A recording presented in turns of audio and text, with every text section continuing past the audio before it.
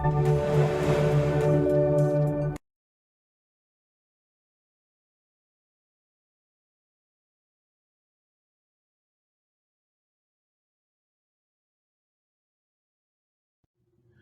우리가 함께 살펴보는 수업은 이웃 종교와 대화하기 샤머니즘에 관한 이야기입니다. 우리는 지난 시간에 인간과 종교와의 관계, 종교와 인간과의 관계를 살펴보았습니다. 그러면서 인간은 종교적 존재다 라는 이야기도 우리가 함께 나누었습니다. 그랬을 때에 우리가 살아가고 있는 삶 속에서 이런 종교들이 어떤 것이 있는가 라고 했을 때에 우리 사회 속에서 대표적인 종교들 가운데 하나, 오늘 우리가 샤머니즘, 무교에 대해서 함께 살펴보게 될 것입니다. 이 무교라고 하는 것, 우리가 사람들이 생각할 때에 무교를 없을 무자 로 생각하는 친구들이 아마 있을는지도 모르겠습니다. 없을 무자. 그런데 이 무자가 아니고 무당 무자라고 제가 말씀을 드릴 수가 있습니다. 이 무자, 무당 무자입니다. 그래서 샤머니즘 그러면 무교라고 볼 수가 있을 것인데, 그래서 우리는 오늘 이 샤머니즘에 관한 이야기를 다음과 같은 주제를 가지고 함께 살펴보려고 합니다. 인간은 종교적인 존재라고 말씀을 드렸다고 했습니다. 그랬을 때 특별히 우리나라 역사 속에서 오랫동안 함께 왔던 종교 가운데 대표적인 무교의 시대적인 변천사, 또 무교가 주장하고 있는 바가 무엇인가에 대해서 우리는 다음과 같은 목차를 가지고 함께 오늘 수업을 진행하려고 합니다. 샤머니즘, 또 샤머니즘의 신관, 또 샤머니즘의 우주관, 그리고 한국 무교에 나타난 샤머니즘의 한국적인 성격이 무엇인가 라고 하는 것을 우리가 함께 같이 살펴보려고 할 것입니다. 일반적으로 이 세상에 존재하는 모든 종교들을 우리는 두 가지 종교로 정리할 수가 있습니다.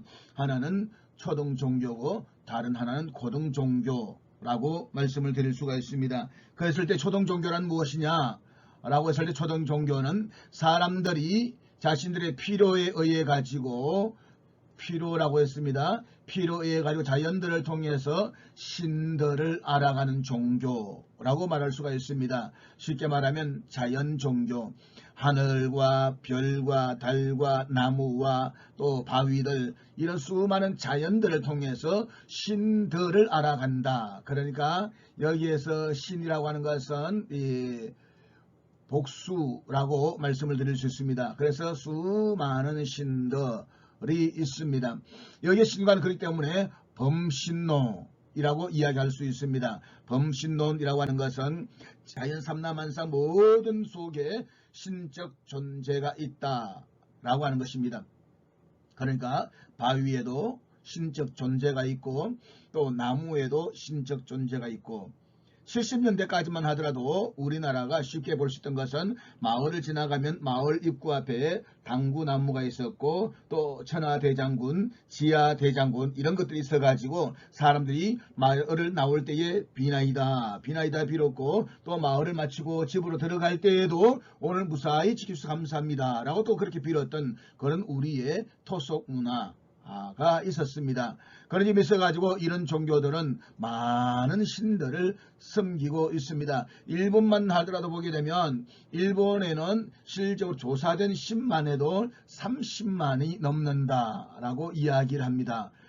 그러니까 조사되지 않은 신까지 하면 엄청나게 많을 것이다 라고 이야기를 합니다. 이런 종교를 우리는 초등 종교라고 하는데, 이 초등 종교에는 오늘 우리 살펴볼 수 있는 무교와 그리고 또 유교, 그리고 불교, 그 다음에 힌두교, 이런 동양의 신비주의 사상의 종교들이 여기에 속한다라고 말씀을 드릴 수가 있습니다. 그러면 두 번째로 고등 종교는 무엇이냐? 고등 종교는 신이 있어가지고 그 신이 사람을 찾아옵니다. 그리고 사람이 신의 뜻을 받들어가지고 자연을 관리하고 다스리는 것. 그래서 여기에서 신과는 절대적 신, 라고 이야기할 수가 있습니다. 다시 말해서 유일한 오직 한 분밖에 없는 신이라는 것입니다. 그래서 신의 뜻을 받든다 라고 하는 의미에서 여기에서 신과는 계시 종교라고 이야기합니다. 이 계시라는 말은 감추어졌던 것을 드러낸다. 그런데 감추어졌다라고 하는 것도 우리의 일상생활 속에 숨겨져 있던 것이 아니라 천상의 세계, 신의 세계라고 하는 것입니다. 그래서 신의 세계, 신이 직접 우리에게 찾아와서 우리에게 말씀을 해주시고 그 말씀을 받들고 그리고 세상을 관리하고 통치하는 것이라고 할 때에 여기서 신과는 유일신론입니다. 그러니까 어떤 신도 다른 신들을 받아들일 수가 없고 용납할 수가 없다라고 하는 것입니다.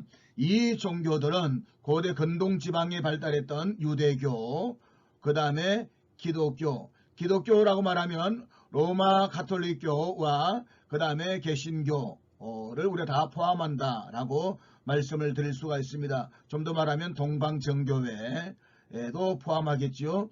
이런 기독교, 그 다음에 이슬람교, 이들이 하나의 고등종교에 속한다라고 말씀을 드릴 수가 있습니다. 일반적으로 우리가 사람과 대화할 때에도 기본적으로 지켜야 할 예의가 있습니다. 그것은 그 사람의 성격이나 내지는 그 사람의 정체성을 인정해주고 들어가는 것입니다. 그 사람을 존중해 주어야 된다. 그래야만 대화가 가능하다라고 하는 것입니다. 종교와의 대화도 마찬가지입니다. 다시 말하면 우리가 이런 종교와 저런 종교, 내 종교와 타인의 종교와 서로 대화하기 위해서는 서로의 종교의 출발점이 무엇인지 또 그 종교가 지향하고 있는 방향성이 무엇인지에 대해서 서로 인정해주고 이야기가 되어져야 됩니다.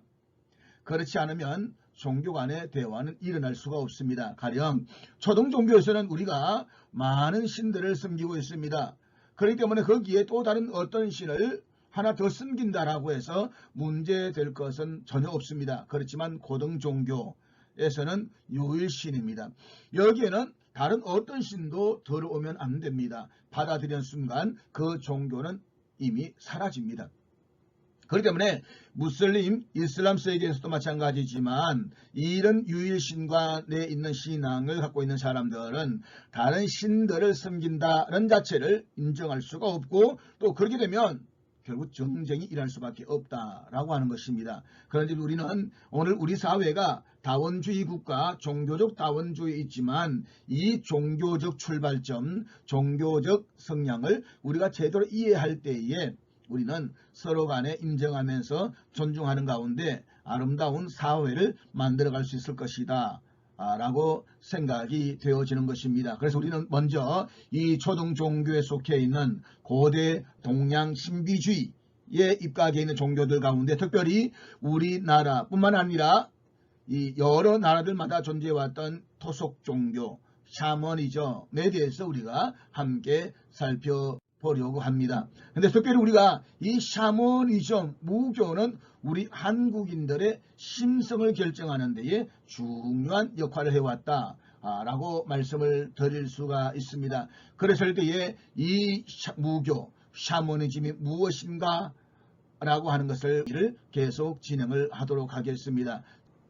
지난 2009년 뉴욕타임스가 보도한 내용에 보게 되면 첨단 기술 정보 사회인 한국에서 샤머니즘이 부활하고 있다라고 이야기를 했습니다. 그래서 한국의 무속인이 30여만 명에 달한다라고 말하고 서울 도심에만 사당이 300개가 넘는다라고 이야기를 했습니다. 30여만 명이라는 것은 문공부에 등록되어져 있는 숫자이고 등록되지 않은 무당까지 합하면 그 숫자는 어마하다. 라고 우리가 이야기를 할 수 있습니다. 그래서 어떤 사람들은 50만 명이 넘을 것이다 라고도 이야기까지 합니다. 대단한 숫자가 아닐 수가 없는 것입니다. 그리고 보게 되면 특별히 우리나라 같은 경우에 무속인들이 1만 신이 넘는 신들을 섬기고 있다라고 이야기를 합니다. 다시 말해서 1만 신이 넘는 신을 모시는 무속인들. 그래서 이 샤머니즘의 영향을 한국은 종교자장 다원론적인 국가가 되었다라고 이야기를 하고 있습니다. 우리는 이미 고려시대, 삼국시대 이전부터 우리는 단일 종교가 아니라 하나의 종교 국가가 아니라 다원주의적 종교 국가를 이루어져 왔습니다. 그런데 고려시대 불교 삼국시대는 불교가 융성했기 때문에 이 불교가 하나의 지도적 이념으로 다가왔고, 조선시대에는 불교가 타락하면서 유림학자들이라서 새로운 신진 세력을 규합하기 위해 가지고 불교를 배척하고 유교를 국가 종교로 숭상했지만 그래 불구하고 한국은 다원적이었습니다. 더구나 지금은 더 종교적으로 다원적 국가라고 말할 수가 있습니다. 그런데 이런 사회 속에서 샤머니즘 무당들은 무형문화재 지정되어 가지고 보호받고 있고 또 심지어 재정적인 지원까지 받고 있습니다. 물론 여기에서 무형문화재로 지정되어 있던 무당들은 다가 아닙니다. 그들 가운데 강신 무당들, 우리가 좀 뒤에 무당의 종류 살펴보게 되겠지만 내림굿을 해가지고 강신 무당 된 가운데에서도 특별한 무당들이 무형 문화재로 지정되어서 보호를 받고 있다라고 이야기를 할 수 있습니다.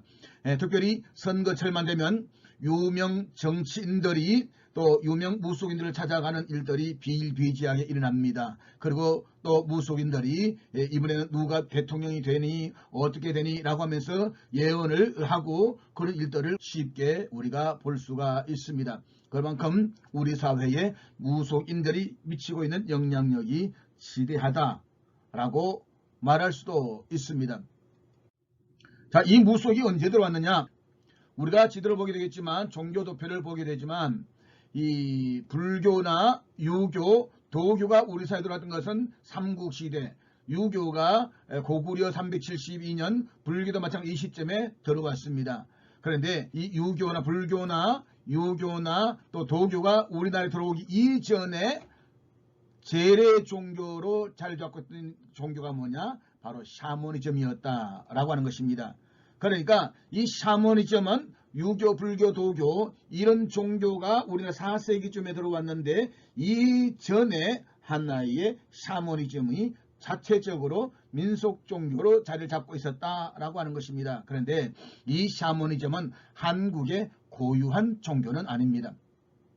샤머니즘은 시베리아를 중심으로 몽골, 만주, 일본, 심지어는 우랄, 알타이, 또 유럽 이런 각각의 나라 속에서 여러 종족들 사이에 존재해왔던 공통적인 원시 종교라고 이야기를 할 수가 있습니다. 그래서 우리나라도 보게 되면 이미 이 유교나 불교가 들어오기 이전에 민속 종교로 재래 종교로 자리 잡으면서 오랜 세월을 함께 부침해왔다 라고 이야기를 할 수 있습니다. 이 샤머니즘이 불교와 함께 쭉 오다가 고구려가 멸망하면서 조선이 숭유억불 정책을 세울 때에 이 샤머니즘 무당도 배척을 받습니다. 그렇지만 유교가 본래 종교적 심성을 띠기에는 약한 면이 있습니다.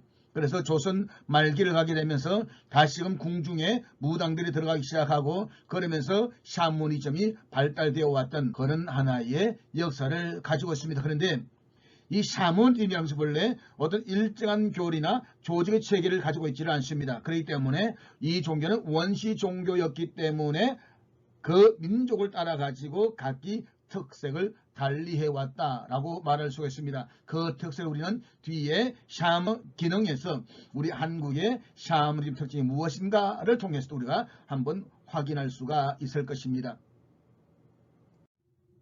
특별히 우리나라 한국에서는 샤머니즘이 한국의 종교적인 바탕을 이루고 있습니다. 그래서 한국의 종교적 DNA가 뭐냐라고 했을 때에 우리는 샤머니즘이다 라고 말할 수가 있습니다. 이것은 우리가 기독교를 믿든 불교를 믿든 어떤 종교를 믿든지 간에 한국인이라고 하면 그 한국의 심성적 밑바탕의 종교적 DNA는 샤머니즘이다 라고 하는 것입니다. 샤머니즘의 특징이 무엇인가 라고 했을 때에 우리는 쉽게 종교를 선택할 수 있고 쉽게 이 종교를 버릴 수 있는 스택.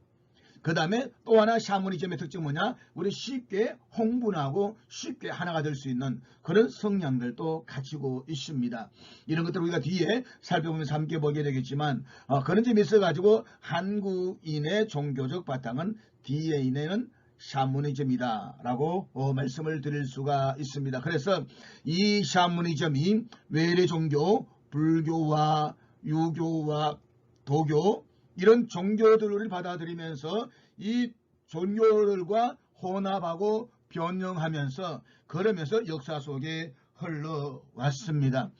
특별히 이 변형의 하나의 핵심의 내용을 보면 뭐냐면 바로 단군 신화라고 말씀을 드릴 수가 있습니다. 다시 말해서 우리나라 건국 신화인 단군 신화 그 자체가 샤머니즘의 소산이라는 것입니다. 단군, 탱굴이라는 단어가 이 무속 이라는 의미를 가지고 있습니다. 그런 점이 있어가지고 샤머니즘이 얼마나 우리 한국인의 정신적 바탕이 되어 있는가라고 하는 것을 단적으로 알 수가 있는 것입니다.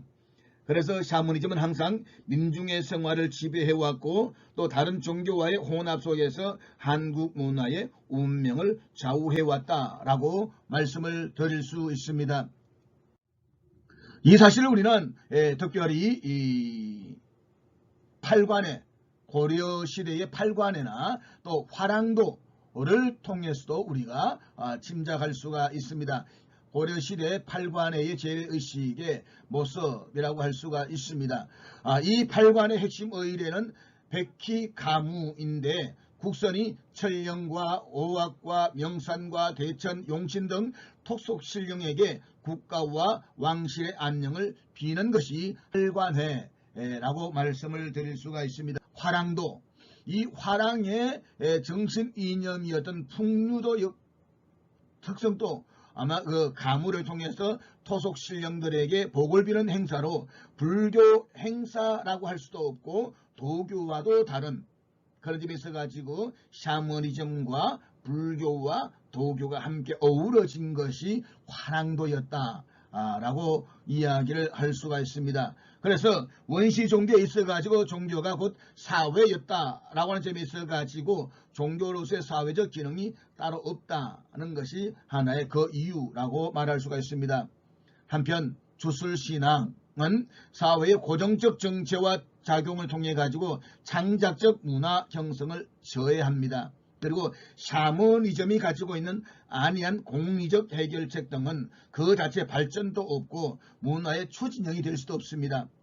그 단적인 증거가 오늘날에도 볼 수 있는 무격신앙이라는 것입니다. 우리가 무형문화재라고 무속인들에게 국가가 지정하고 보호하는 중요한 이유 중 하나는 무형문화재는 오랫동안 그 형태가 변하지 않고 오늘까지 흘러왔다라고 하는 것입니다. 그래서 오랫동안 흘러왔던 그 형태를 보존한다는 점에 있어가지고 문화재로 보호하고 있는 것입니다. 그러니까 어떤 의미에서 이 오래전 고려시대 신라시대 그 무격신앙이 변하지 않고 그대로 흘러왔다라고 이야기하는 것입니다. 그런 점이 있어가지고 우리 샤머니즘은 자체로는 문화적 꽃을 피우지를 못합니다. 이 샤머니즘이 불교와 유교와 도교와 함께 어우러지면서 하나의 문화의 꽃을 피워왔다. 그것이 말씀드린 것처럼 팔관이나 화랑도 이런 하나의 신앙이라고 말할 수가 있습니다.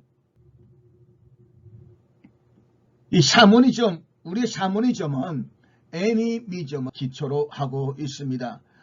특별히 원시인들은 죽음을 계기로 육체에서 떠나간 영혼을 상상하고 그 영혼이 초인적인 능력을 가지고 있다라고 믿어왔습니다. 그래서 하늘과 땅 사이에는 이런 정령들과 혼벽들이 충만하게 있는데 이런 것들이 때로 인간에게 질병과 기근 혹은 모든 재액을 만들기도 하고 복을 가져온다라고도 믿었다는 것입니다. 일종의 다령신앙, 마늘 다자 영혼 영자에서 다령신앙이라고 이야기를 할 수가 있습니다. 그래서 어떤 의미에서 애니마 정령에 연유했던 이 애니미즘은 모든 물체에 정령이 있다라고 믿는 자연 숭배 또는 정령 숭배의 원시 종교라고 이야기를 할 수가 있습니다. 그러지 우리에게 있어가지고 애니미즘은 뭐냐? 곰입니다. 우리 민족은 곰 토템이라고 말을 하고 있습니다. 그래서 곰이 마늘을 먹고 환웅이 되었다라는 이야기. 그래서 곰 3마리가 한 집에 있어 엄마곰, 아빠곰, 애기곰. 엄마곰은 뚱뚱하다 그러면 난리가 납니다. 그래서 일단은 곰 토템인데 인도에서의 토템은 코끼리입니다. 코끼리. 각각의 그 민족이 추구하고 붙잡고 있는 토템 신앙들이 다 존재하고 있습니다. 그런 점에 있어 가지고 샤머니즘은 철저하게 정령신앙, 자연숭배신앙에 기초하고 있다라고 말씀을 드릴 수가 있습니다. 그러면 샤먼은 무엇이냐, 무당은 무엇이냐라고 하는 것입니다. 그것은 영계와 인간 사이에 중재적 역할을 하는 사람이 샤먼, 무당이다라고 하는 것입니다. 이 샤먼이라는 말은 만주어로 홍분하는 자 혹은 도발하는 자, 요동하는 자라는 의미를 가지고 있습니다. 중국에서 이것을 가리켜서 도신으로 번역을 합니다. 도신, 요컨대 춤추는 무당이라는 말인 것입니다. 우리 이것을 한자에서도 알 수가 있습니다. 한자에서 무당, 무자라고 하는 것은 하늘과 땅 사이에 춤추는 사람, 혹은 하늘과 땅 사이에 중재자 역할을 하는 사람, 그가 누구냐? 바로 무당이다 라고 이야기를 하는 것입니다. 그런 점에서 가지고 이 무당에도 이렇게 남자와 여자를 구분해서 우리가 이야기를 하게 됩니다. 다시 말해서 무당이란 무엇이냐? 무당이란 신을 섬기는 일에 종사하면서 구설 전문하는 사제자로 정리할 수가 있는데, 이 무당에도 여성 무속인과 남성 무속인을 구분합니다. 여성 무속인을 말해서 우리는 보살, 만신, 무녀, 단골, 신방이라고 말한다면, 남성 무속인을 말해서 우리는 법사, 박수, 격 이라고 부르고 있습니다. 그런데 이것을 우리가 남녀 구분 없이 일반적으로 부를 때 우리는 무당이라고 부른다라고 말씀을 드릴 수가 있습니다. 자, 그런데 이런 무당에도 유형에 따라서 우리는 강신무와 세습무로 나눌 수가 있습니다. 요즘에는 학습무도 존재하는데, 자, 그러면 이 강신무와 세습무, 학습무가 무엇인가 라고 하는 것을 한번 살펴보도록 하겠습니다. 이야기를 했던 것처럼 우리 한국의 무당들은 유형에 따라 가지고 강신무와 세신무로 나눌 수 있고, 요즘에는 학습무들도 꽤 많이 있습니다. 강신무는 보통 한강 이북주방에 분포되어져 있는데 내림굿을 통해 가지고 무당이 된다라고 하는 것입니다. 다시 말해서 어느 순간 나도 모르게 몸이 설설 아파옵니다. 힘을 쓸 수가 없습니다. 그래서 병원에 갔더니 병명을 알 수가 없습니다.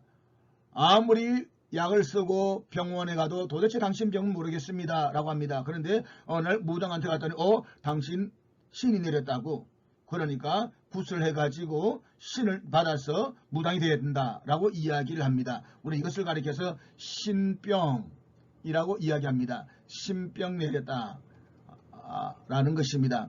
그래서 신병이 내리면 결국 내림굿 통해서 무당이 되는 것인데, 그 사람 우리는 강신무라고 이야기를 합니다. 그래서 내림굿, 이것을 우리는 송무의식이라고 이야기하는데, 내림굿을 통해 가지고 신을 자신의 몸에 직접 받아들이는 강신으로부터 얻은 그 영역으로 미래사를 예언하고 구설할 수 있는 강력한 무속인이 강신무라고 볼 수가 있는 것입니다. 그래서 무당집을 가보게 되면 중요한 특징이 두 가지가 있습니다. 하나는 뭐냐 그러면 각 무당집들마다 대나무가 있습니다. 대나무. 이 각마다 대나무가 있는데 그 대나무는 뭐냐 라고 했을 때에 그것은 다시 말해서 안테나 역할을 한다라고 하는 것입니다. 귀신이 이 대나무를 보고 찾아온다라고 하는 것입니다. 그래서 집집마다 무당들 집 앞에는 대나무를 꽂아 놓기도 합니다. 그 다음에 둘째로 보면 각 집집마다 보면 이름이 있습니다. 처녀보살, 아니면 동자보살, 아니면 관운장군보살, 이런 보살들의 이름이 있습니다. 이건 뭐냐? 그 무당이 받은 신의 이름입니다.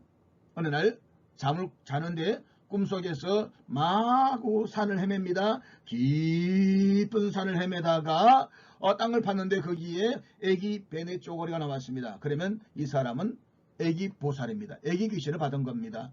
아니면 어느 사람이 길을 갔는데 관운장군을 또 만났습니다. 그러면 이 사람은 관운장군 귀신을 받았다라고 하는 것입니다. 그래서 무당들의 집에는 대나무와 이름이라는 두 가지가 있는데 그 이름, 이 사람은 이런 귀신을 받았구나, 저런 귀신을 받았구나 라고 하는 것을 우리가 알 수가 있습니다. 그런 점이 있어가지고 이 강신부는 영역, 귀신의 능력을 받아가지고 일을 행하는 것인데, 이 무당들이 구슬하면서 짝두 위에 올라가서 짝두를 타는 것을 볼 수가 있습니다. 앞부분에 영상에서도 여러분 보셨지만 이 무당은 아무나 짝두를 못합니다. 짝두 귀신을 내려받은 사람들, 강신무 가운데서도 짝두 귀신을 받은 사람만 올라갈 수가 있습니다. 그 짝두 칼은 종이 하나만 썰어놔도 종이가 그냥 싹 잘라질 정도로 굉장히 날카롭습니다. 그 위에 올라가서 춤을 출 수 있는 것, 아무나 올라갔다가는 다리가 잘라지고 생명을 잃을 수가 있습니다. 함부로 올라가지 못하는 것인데 그만큼 강신무는 특별하다라고 우리가 이야기를 할 수가 있습니다. 두 번째로 우리는 쇠선무가 있습니다. 쇠선무는 한강 이남에 많이 존재하고 있는데 혈통에 따라 가지고 사제권이 대대로 계승되는 무당이다 라고 하는 것입니다. 쉽게 말하면 아버지가 무당이었으면 그 아들도 무당이 되는 것이라고 우리가 이야기를 할 수가 있습니다. 그 다음에 세 번째가 뭐냐, 학습무라고 하는 것인데 이것은 책을 쌓아가지고 학습을 통해 가지고 무당이 됩니다. 요즘 보게 되면 컴퓨터를 통해 가지고 무당이 된 사람도 꽤 많이 있습니다. 컴퓨터, 타로 뭐 이런 것들을 통해 가지고 학교, 대학교 주변에 보면 이런 이 학습무 무당들도 꽤 있다라고 하는 것을 말씀을 드릴 수가 있습니다. 자, 그런데 이런 무당들이 있어 가지고 무당이 섬기는 신들에도 종류가 있습니다. 다시 말해서 무당이 섬기는 신들을 보게 되면 썰령과 악령, 그래서 썰령과 교제하는 백샤먼과 악령과 교제하는 흑샤먼이 존재합니다. 이 백샤먼은 어떤 것이냐 라고 했을 때에 썰령과 교제하는데 특별히 우리 민족이 우리는 백샤먼이라고 볼 수 있는 것입니다. 그래서 한국의 무당은 대체로 백샤먼 계통이라고 볼 수 있습니다. 우리 한국인을 가리켜서 백의 민족이라고 우리가 이야기합니다. 백의 민족. 백의 민족이라고 하는 것은 흰 옷을 좋아한다 라고 이야기를 하기도 하는데 본래 백샤먼의 전통과 관련이 있다라고도 이야기를 하고 있습니다. 그래서 우리가 하는 이 귀신들은 착하고 부드러운 그런 귀신들이라고 우리가 이야기를 하기도 합니다. 그런가 하면 흑샤먼, 이 흑샤먼은 악령과 교제하는 샤먼입니다. 그래서 시베리아, 이런 이 몽골 이런 쪽의 샤먼들이 대체로 흑샤먼인데 이들은 굉장히 거칠고 그런 이 스타일을 우리가 볼 수가 있는 것입니다. 자, 그러면 이런 이 흑샤먼과 백샤먼으로 우리가 무당이 이 섬기는 신들이 나누어진다라고 했을 때에 무당들이 아주 신성시하는 것들이 있습니다. 일반적으로 무당들이 신성시하는 성물이 세 가지가 있는데 하나는 박물입니다. 다시 말해서 무당들은 악령이 박물 소리를 싫어한다는 것입니다. 그래서 사람들이 구슬할 때에 박물 가지고 막 흔드는 것은 이 박물 소리를 싫어해서 악령들이 떠나간다, 액땜한다 라고 이야기를 하는 것입니다. 두 번째로 신성시하는 것이 무엇이냐라고 했을 때에 북입니다. 그래서 설령은 이 북소리를 기뻐하고 악령은 이 소리를 싫어한다 라고 믿습니다. 그렇기 때문에 구슬할 때의 무당들이 북을 치고 또 박물을 마구 흔드는 것은 악한 귀신은 떠나가라, 그리고 착한 귀신은 와서 이 사람을 도와라, 그런 의미를 담고 있다는 것입니다. 그래서 우리나라 구슬하는 데 보면은 이 두 가지가 늘 함께 어우러지고 있는 것을 우리가 볼 수가 있습니다. 세 번째는 뭐냐 그러면 거울이라고 하는 것입니다. 이 거울은 광명과 조형의 신비에서 성물시 된다라고 하는 것이, 다시 말해서 현세와 내세. 이 지금은 우리가 유리 거울이지만 조선시대는 청동 거울이었습니다. 이 거울을 통해서 우리가 자신 얼굴을 보지만 실질적으로 이 거울을 통해서 현재와 내세를 비춘다라고 해서 그들은 점을 보는 데 있어 가지고 이 거울을 중요시한다라고 말씀을 드릴 수가 있습니다. 자, 이 샤먼에게도 직능이 세 가지가 있습니다. 자, 샤먼, 무당이 뭘 하느냐? 그 하는 일은 첫째로 사제직이다 라고 말할 수가 있습니다. 다시 한번 신령에게 제례를 드리고 그 뜻을 사람에게 전달하는 것이라고 이야기를 한다라고 한다면, 두 번째로 병 고치는 일입니다. 악령을 쫓아냄으로써 병을 고치는 것인데, 이 샤먼에 있어가지고 우리나라에서는 이 사람들이 살다가 죽으면 극락과 지옥으로 갈라지게 된다라고 이야기를 합니다. 그런데 요절한 사람들, 내지는 객사한 사람들, 억울하게 죽은 사람들은 극락에도 못 가고 지옥에도 못 가고 구중구천을 떠돌아다닙니다. 이 세계를 우리는 아수라 세계라고 말합니다. 이 아수라 세계를 떠돌아다니는 귀신을 우리는 아귀라고 이야기를 합니다. 그러니까 이 아귀, 이 귀신이 사람들에게 와가지고 떡 들어붙으면 어떤 사람은 감기 귀신이 되고, 또 어떤 사람은 이 암 귀신이 되고, 또 이런저런 질병을 앓는다 라고 이야기합니다. 그래서 이 병 걸리면 이 무당을 불러다가 구슬하면서 이런 악령을 쫓아내므로써 병이 낫는다 라고 하는 것입니다. 우리나라 보게 되면 1920년대까지도 보면, 사진을 보게 되면 그 당시에 말라리아가 아주 창궐했습니다.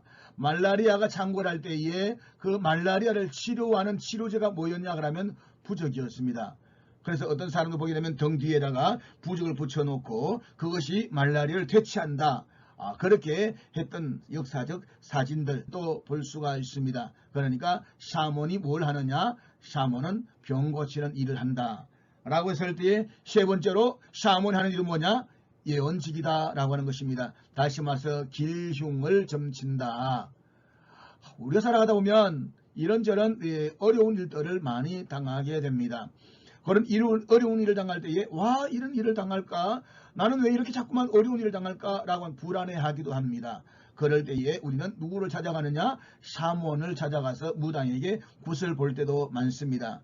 그래서 무당에게 길흉사를 전보기도 하고, 심지어는 이사를 갈 때에 날짜를 받기도 하고, 또 아니면 결혼할 때에 결혼의 날짜를 받기도 하고, 심지어는 결혼 상대자를 놓고 궁합을 보기도 하는 것들, 이것들이 다 하나의 예언직에 해당된다라고 말씀을 드릴 수 있는 것입니다. 그런데 우리나라 무당은 이 세 가지 외에 한 가지가 더 있습니다. 그게 뭐냐? 바로 오락이다 라고 하는 것입니다.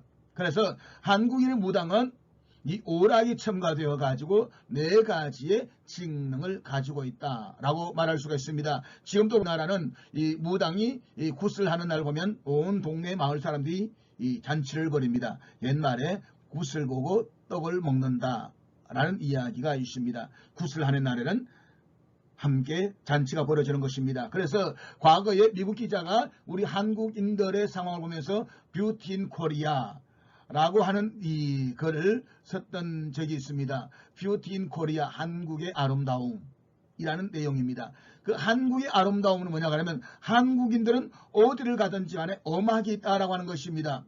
음악이 있다, 노래가 있다라는 것입니다. 그리고 그 노래가 있는 곳에는 어디를 가든지 간에 춤이 있다라는 것입니다. 우리도 보기에는 지금 보면 어떻습니까? 그냥 마이크만 치면 우리는 음정, 박자 다 무시하고 노래를 부르잖아요. 그런 노래를 부르면 우리는 어떻습니까? 춤을 추지 않습니까? 지금 코로나 때문에 많은 활동이 제어되어 가지고 못하지만, 이 코로나 없던 시대 보면 가을이 되면 단풍놀이를 많은 사람들 갑니다. 단풍놀이 가면 어뢰 이 버스 안에는 마이크를 잡고 노래 부르는 사람이 있고 춤을 추는 사람이 있습니다. 그래서 한국인들이 모였던 곳에만 가면 노래가 있고 춤이 있었다. 그래서 미국인 기자가 이건 한국인들의 아름다움이다 라고 했습니다. 이 아름다움의 극치를 드러낸 것이 뭐냐? 바로 2002년 월드컵입니다. 오 필승 코리아 라고 하면서 세계를 놀라게 만들었던 이 함성들, 이게 뭐냐? 한국인들이 갖고 있는 하나의 심성입니다. 다시 말하면 샤머니즘이 우리에게 끼친 하나의 종교적 DNA다 라고 하는 것입니다. 그래서 우리 한국인들은 쉽게 흥분하기도 하고 반면에 쉽게 잊어버리는 민족이다 라고도 이야기를 합니다. 우리는 사소한 일들에 함께 하나가 되어서 흥분해서 일어나기도 하지만 또 쉽게 그냥 지나가 버리는 것들, 그것이 하나의 우리 민족이다 라고 말할 수가 있습니다. 그래서 우리 한국인들은 오락이 있는 민족, 즐거움을 누릴 줄 아는 민족이었다 라고 말씀을 드릴 수 있습니다. 자, 그러면 이 샤머니즘의 신과는 무엇입니까? 샤머니즘에도 물론 최고의 신이 있습니다. 주신이라고 하는 최고의 신이 있습니다. 그렇지만 이 최고라는 이 주신에 있어 가지고 최고의 개념이 발달되어져 있지는 않습니다. 다시 말해서 이들은 세계를 창조하고 있는 주신은 저 멀리, 아주 멀리 있어 가지고 인간의 인사에는 간섭하지를 않습니다. 그 간섭은 그 모든 것들 다 밑에 부하에게 다 맡겨버린다 라고 하는 것입니다. 그래서 이 밑에 부하의 재령들에게 다 맡겨버리고 자신을 관여하지 않습니다. 다만 이 최고의 신이 유일하게 관여하고 있는 하나의 재례가 있습니다. 그건 뭐냐? 기우제입니다. 기우제. 다시 말해서 조선시대나 신라시대 이런 시대 보면 비가 오지 않으면 그 비는 왕 때문에 비가 오지 않는다 라고 했습니다. 비가 오지 않으면 왕이 책임을 졌습니다. 농경사회에서 가장 중요한 것이 무엇입니까? 비입니다. 농경사회에서 비가 오지 않으면 그냥 농사가 망합니다. 그렇기 때문에 이 농경사회에서 비가 오지 않을 때에 왕이 직접 최고의 신 앞에 나아갑니다. 주신에게. 그렇지만 그 외에는 다 밑에 있는 이 잡신들에게 다 맡겨버린다 라고 하는 것입니다. 그런 점에 있어 가지고 샤머니즘의 신과는 범신론이다. 범신론은 무슨 말입니까? 이야기했던 것처럼 삼라 우주 만상 모든 자연들 속에 신적 존재가 있다 라고 하는 믿는 것, 그것이 하나의 범신론이라고 우리가 말씀을 드릴 수가 있습니다. 그래서 이 샤머니즘을 우주관을 보게 되면 이 샤머니즘은 삼청 구조를 갖추고 있습니다. 중계와 상계와 하계라고 하는 것입니다. 여기서 이 중계라고 하는 것이 있는데 인간과 생물들이 사는 이 세상을 가리키고 있는 중계라고 이야기를 합니다. 상계는 광명한 저 천상의 세계, 극락, 낙원을 가리키는 여기에는 주신과 설령들이 거처하는 곳이다 라고 한다면, 하계는 땅속, 땅 아래에 있는 악령들 사는 지옥이라고 우리가 믿었다는 것입니다. 그래서 사람 이 땅에서 살다가 선한 일을 하고 착한 일을 많이 하면 상계, 천상의 세계, 극락으로 가게 되지만 악한 일을 하고 나쁜 짓을 하게 되면 지옥, 땅속으로 떨어진다. 그렇게 믿어왔습니다. 그래서 우리 한국 사회에서 저성이나 아니면 염라대왕이라고 하는 이야기도 사실은 불교의 용어가 아니라 불교가 전래되기 이전부터 존재해왔던 샤머니즘의 관념에서 이것을 불교가 가지고 온 것이다 라고 우리가 이해를 해야 됩니다. 불교에서는 우리가 다음에 살펴보겠지만 신개념은 없습니다. 불교에서 신개념은 없다라고 할 때에 불교는 도교, 샤머니즘 이런 것들과 함께 어우러지면서 나름대로의 발달된 다른 변형된 불교라고 이야기를 할 수가 있습니다.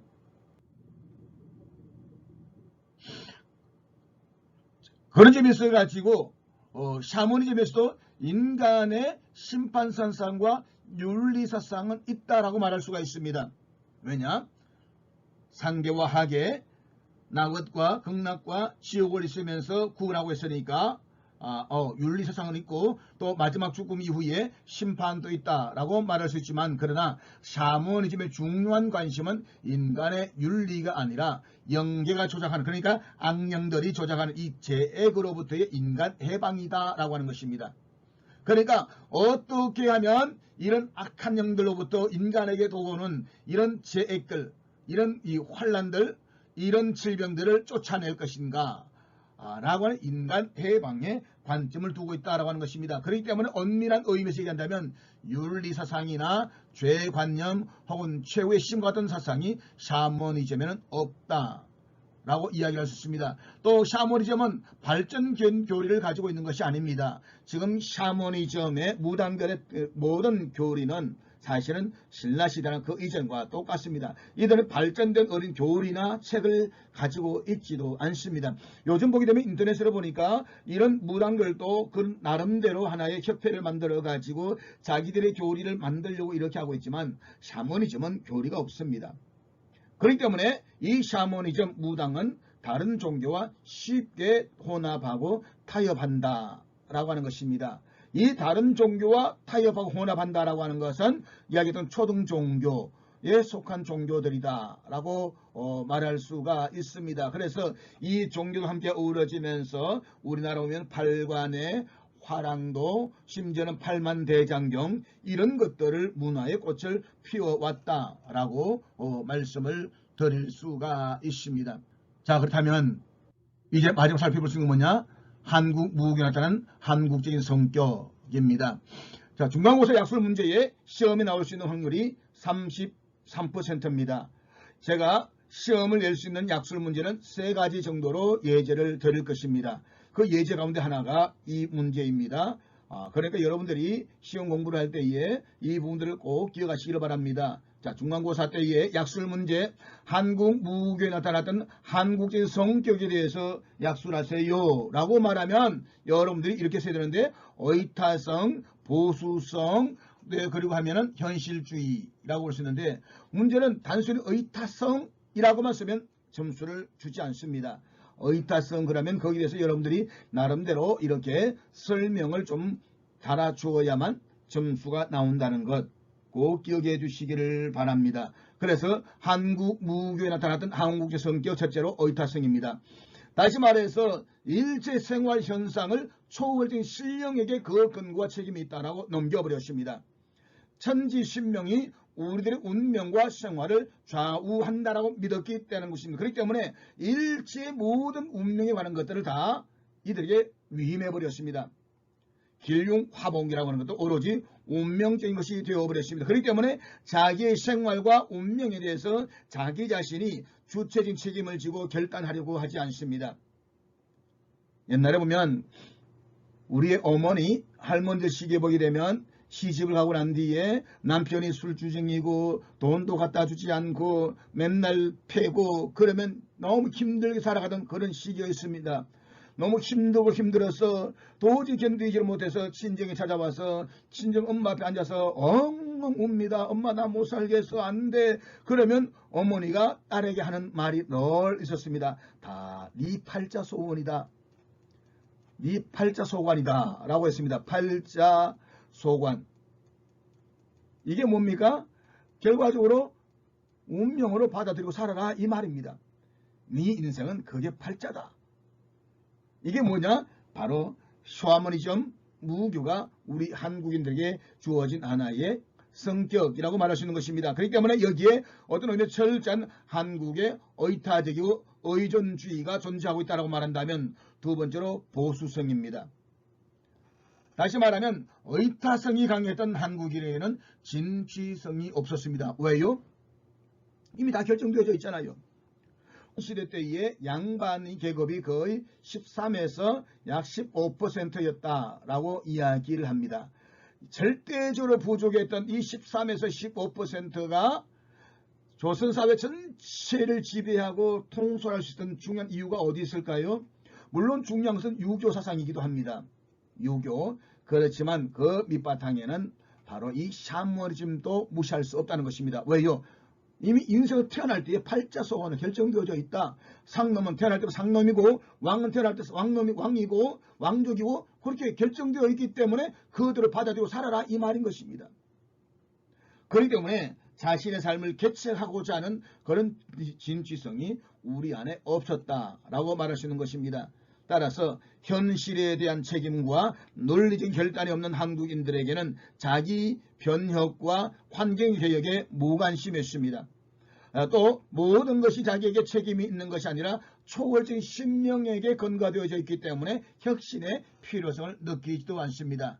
여기에 문화 발전의 요인이 근본적으로 결여될 수밖에 없었다라고 이야기를 할 수가 있습니다. 수천 년을 변화 발전 없이 전성되어져 내려왔던 무교 그 자체가 이 성격을 단적으로 우리에게 말해주고 있다라고 할 수가 있습니다. 세 번째로 현실주의적이라고 말할 수가 있습니다. 다시 말하면 모든 욕구는 현재에 집결되어져 있습니다. 그래서 어떻게 하면 현재 이 모든 죄악에서 벗어나서 이런 불안에서 벗어나서 안심, 임명하고 복된 생활을 즐길 수 있는가에 모든 관심에 초점이 있습니다. 그래서 옛날 시조 노래 보면 노세 노세 젊어서 노세 늙어지면 못 노나니 라는 노래가 있던 것처럼 지금 즐기자는 것입니다. 어떻게 하면 지금 잘 살 수 있을 것인가? 그런 점이 있어가지고 우리 말을 보게 되면 우리 한글 말에 보면 과거와 현재를 표시하고 있는 어제와 오늘이라는 말은 있지만 미래를 표시하는 말은 없습니다. 내일이라는 말도 우리말이 아니라 한자어다 라고 우리가 이야기를 할 수가 있는 것입니다. 그렇기 때문에 어떤 의미에 있어 가지고 이런 단어, 이런 습성이 있기 때문에 역사적인 환란을 그냥 어물쩍 넘겨버리는 성격을 가져왔다라고 볼 수 있는 것입니다. 우리 민족이 1945년에 해방되었습니다. 해방된 지 이미 거의 오랜 시간이 60년의 세월이 흘러왔음에도 불구하고 우리는 여전히 민족청산이라는 이 단어 속에서 빠져나가지 못하고 있습니다. 일제, 잔재, 친일 이런 단어에서 자유할 수 없는 것이 우리 민족이라고 볼 수가 있는 것입니다. 이것은 참으로 안타까운 일이 아닐 수가 없습니다. 다시 말하면 우리는 미래를 가지고 오늘을 살아가야 됩니다. 그런데 우리는 미래를 가지고 오늘을 살아가는 것이 아니라 과거를 가지고 오늘을 붙잡고 있다는 것입니다. 우리는 미래의 꿈이 무엇이냐? 오늘 보고 그것을 앞을 향해서 나아가야 됩니다. 그래도 우리는 과거에 네가 뭘 했느냐, 어떤 잘못을 했느냐, 그걸 가지고 오늘을 붙잡고 있으면서 한 발짝도 못 나가게 만든다는 것입니다. 대표적인 뭡니까? 청문회. 국회에서 장관들이나 인사청문회 할 게 보게 되면 대부분 과거에 뭘 했느냐, 여기만 집중해서 질문할 뿐이지 당신의 정책적 비전이 무엇입니까? 당신이 이 장관을 맡아가지고 국가를 어떻게 이끌어갈 것입니까? 에 대해서 묻는 일은 거의 없습니다. 이게 우리의 한계고 우리의 모순이다 라고 이야기를 하지 않을 수가 없는 것입니다. 그렇기 때문에 우리는 이런 부분에 있어가지고 우리는 좀 뭔가 개혁적이고 변할 필요가 있습니다. 다시 말해서 미래의 꿈을 가지고 오늘 내가 최선을 다해서 살아갈 수 있는 삶의 방향, 이 추구성이 우리에게 필요하다라고 말씀을 드릴 수가 있습니다. 자, 지금까지 우리는 샤머니즘, 무교가 무엇인가에 대해서 함께 살펴보았습니다. 궁금한 것은 못 참아 무엇이든 물어보세요. 여러분들이 강의를 듣고 난 뒤에 의문사항이 있다고 한다면 이메일이나 또 아니면 문자로 제게 보내주시면 친절하게 대답을 해드리도록 하겠습니다. 그래서 너나더리라는 순 우리말이 있습니다. 찾아보면 우리말 가운데 참 순 우리말들, 좋은 말들이 꽤 많이 있습니다. 너나더리라는 말은 서로 마음을 터놓고 지내는 사이라는 우리말입니다. 너와 나의 마음을 서로 넘나들 수 있다는 것, 그건 무엇입니까? 서로의 진실할 때만이 가능할 수가 있습니다. 다시 말해서 나는 마음을 다 열어놨는데 이 사람은 마음을 닫아놓았습니다. 그러면 서로가 마음을 내놓을 수가 없습니다. 그러면 친구가 될 수가 없습니다. 서로 마음을 다 오픈할 수 있는 것, 다시 말해서 진실할 때에 우리는 친구가 될 수가 있다는 것입니다. 둘 중 어느 한 사람이라도 자신의 마음을 다 보여주지 않는다면 그것은 불가능한 일이라고 말할 수 있습니다. 그러므로 코로나로 인해서 사회적 거리는 두어야 되겠지만 관계적 거리는 가까이 하면서 서로 진실한 가운데서 함께 좋은 시간들을 만들어 갔으면 정말로 좋겠습니다. 오늘 강의 여기까지 하면서 살짝 웃는 하루가 되시기를 바라겠습니다. 여러분의 꿈을 응원합니다. 수고했습니다. 감사합니다.